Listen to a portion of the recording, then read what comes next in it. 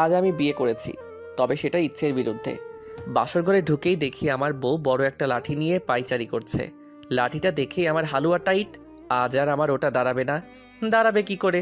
বাসর রাতে যদি বউয়ের হাতে মস্ত বড় একটা লাঠি থাকে, তাহলে দাঁড়াবে কি করে? যেটুকু স্ট্রং ছিল লাঠি দেখে সেটুকু নেতিয়ে গেছে। আমি ভয়ে ভয়ে বউয়ের কাছে গিয়ে দাঁড়ালাম আর জিজ্ঞেস করলাম, বউ, বাসর রাতে তোমার হাতে লাঠি কেন? ওই মিয়া, আপনি আমার কাছে আসবেন না। আগে বলেন, আপনি আমার বর ফারহান কিনা?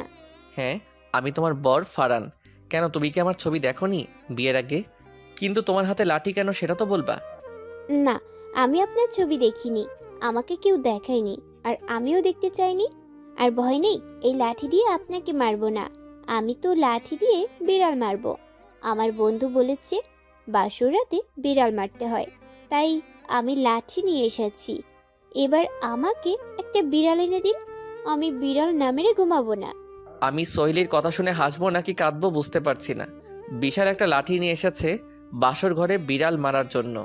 কিন্তু ও যেন কি বলল, বন্ধু বলেছে বিড়াল মারতে। তা ওর বন্ধুটাকে, আর এই বাড়িতে এসে লাঠি বা পেলো কোথায়? আচ্ছা, তুমি বিড়াল মারবে, আমি তোমাকে বিড়াল এনে দিব, তার আগে বলো তোমার বন্ধুকে, আর লাঠিটাই বা পেলে কোথায়? আমি আমার বড় বোনকে বন্ধু বলে ডাকি। আমার বোন আমাকে খুব ভালোবাসে, তাই তাকে বন্ধু বলে ডাকি।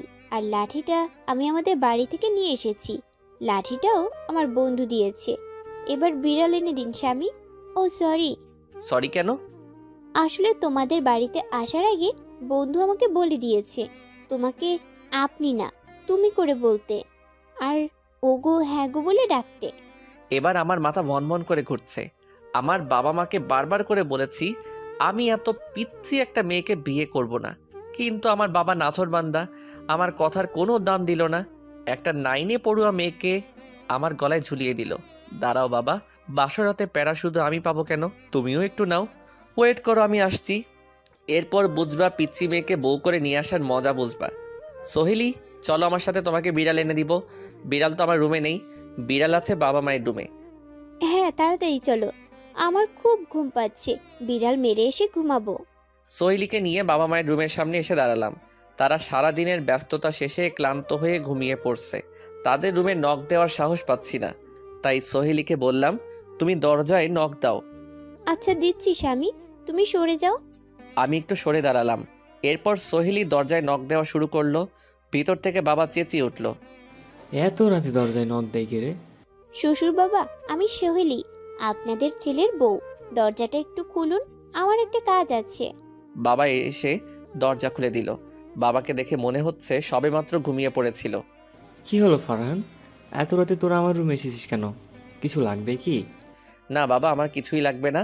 তোমাদের বৌমার কি যেন লাগবে, তার কাছে জিজ্ঞেস করো। ওগো, তুমি বলো শ্বশুর বাবাকে আমার কি লাগবে।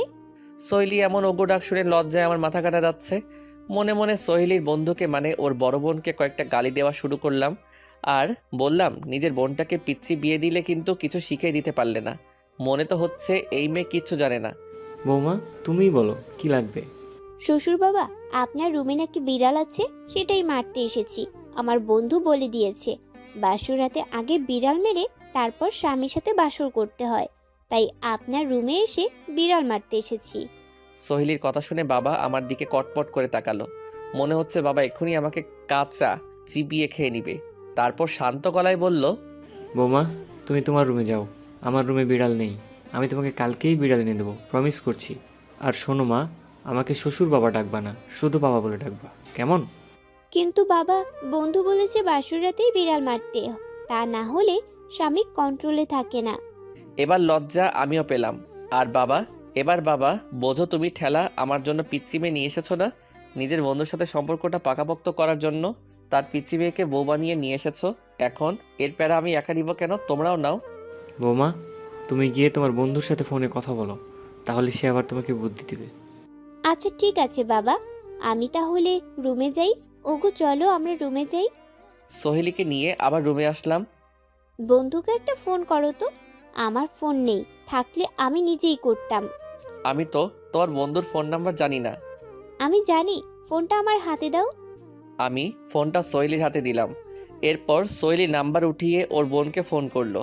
হ্যালো বন্ধু, তুমি কি ঘুমিয়েছো? না আমি ঘুমাইনি, কিছু বলবি? হ্যাঁ বন্ধু, তুমি বলছো বাসুরাতে বিড়াল মারতে, কিন্তু আমি তো কোথাও বিড়াল পাচ্ছি না। এখন মারবো কি? শ্বশুর বাবা বলেছে কাল এনে দিবে। বিড়াল কাল মারলে হবে? আরে বুদ্ধু, তুই বড় হবি কবে বল তো? তোকে বিড়াল মারতে হবে না, আজ রাতে তোর স্বামী তোকে অনেক আদর করবে। তুই তাকে বাধা দিবি না আর চিৎকার দিবি না কিন্তু।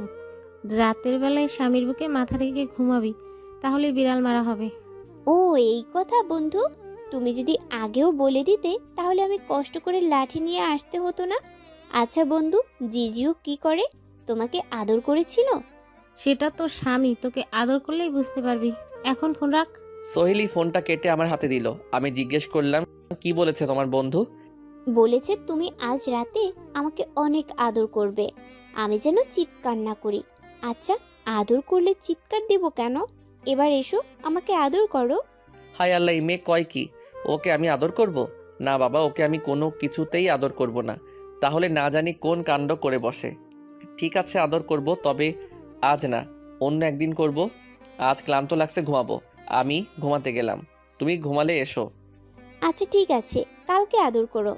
ওগো শুনছো, ভাবি আমাদের জন্য 2 গ্লাস দুধ রেখে গেছে, আর বলে গেছে বাসর রাতে দুধ খেতে হয়। নাও দুধ খাও। কিন্তু বাসর রাতে দুধ খেতে হয় কেন?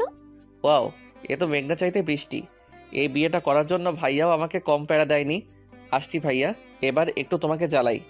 আমি তো জানি না বাসর রাতে কেন দুধ খেতে হয়। চলো আমরা ভাইয়া ভাবির রুমে যাই। তুমি গিয়ে ভাইয়াকে জিজ্ঞেস করবা বাসর রাতে দুধ খেতে কেন হয়। ভাইয়াকে জিজ্ঞেস করব কেন?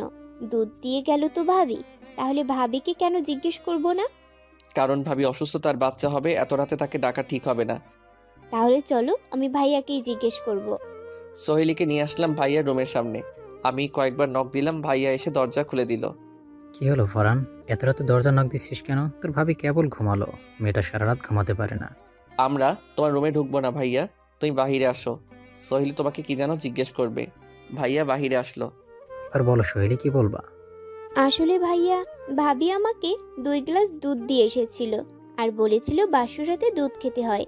কিন্তু বাসর রাতে দুধ খেতে হয় কেন সেটা তো জানি না, তাই আপনার কাছে জিজ্ঞেস করতে এসেছি। সোহেলির কথা শুনে ভাইয়া বেশ লজ্জা পেল। লজ্জায় মাথা নত করে রাখলো আর বলল, বোন, সেটা তো আমি জানি না কেন দুধ খেতে হয়। তোমার ভাবি বলেছে তার কাছ থেকে সকালবেলা জেনে নিও কেমন। এখন গিয়ে ঘুমিয়ে পড়ো। ভাইয়া এবার বুঝলা তো কেন আমি পিচ্চি মেয়েকে বিয়ে করতে চাইছিলাম না? এই মেয়ে কিছুই বোঝে না, এখন আমি একে নিয়ে সংসার করব? এ বুঝতে বুঝতে আমার জীবন যৌবন ফুরিয়ে না গেলে হয়। ভাই তুই চিন্তা করিস না, আমি তোর ভাবিকে বলবো, কাল সোহেলিকে সবটা শিখিয়ে দিবে। আজকে রাতটা ম্যানেজ করে নে, এবার যা ঘুমিয়ে পড়। আমার বাসরাতের 12টা বাজিয়ে ঘুমাতে বলছো? বাসরাত নিয়ে কত স্বপ্ন ছিল। বলেই সোহেলিকে নিয়ে রুমে চলে আসলাম। আমি বিছানায় শুয়ে পড়লে সোহেলি আমার বুকে মাথা রেখে জড়িয়ে ধরে শুয়ে পড়লো। সোহেলি, তুমি আমার বুকে মাথা রেখে জড়িয়ে ধরলে কেন? কারণ বন্ধু বলেছে এভাবে ঘুমাতে। তাছাড়া আমি তো বন্ধুর সাথে এভাবেই ঘুমাই। তুমি তোমার বন্ধুর সাথে এভাবে ঘুমালে তোমার জিজু কোথায় ঘুমায়? ও সরি, তোমার জিজু তো বিদেশে গেছে ডিগ্রি নিতে। হ্যাঁ, আমার জিজু তো ডাক্তার, আর বন্ধুও ডাক্তারি পড়ে। আর কোনো কথা বললাম না।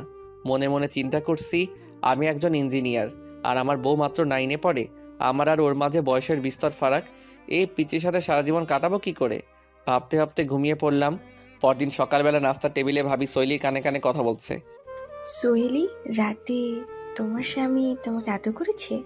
সোহেলি জোরে জোরে বলে উঠল, না ভাবি, সে তো আমাকে আদর করেনি। আমার বন্ধুও বলেছে আদর করবে, কিন্তু কিছুই করেনি। সে বলেছে কাল আদর করবে, মানে আজকে আদর করবে।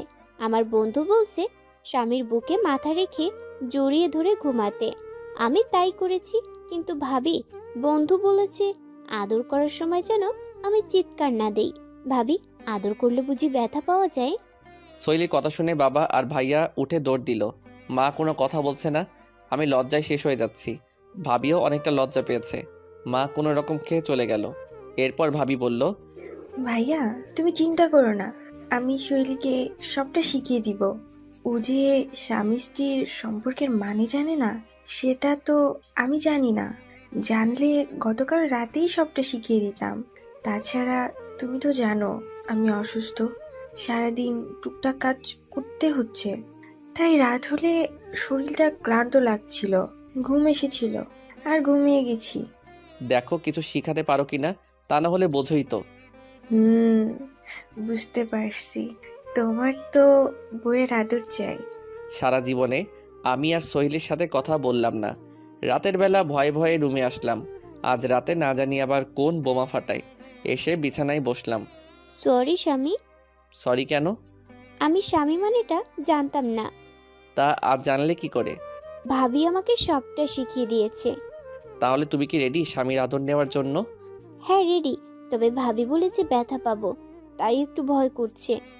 তাহলে থাক, ঘুমিয়ে পড়ো। না থাকবে না, তুমি আমাকে আদর করবে। ভাবি এটাও বলেছে মেয়েদের বিয়ের পর স্বামী আপন হয়।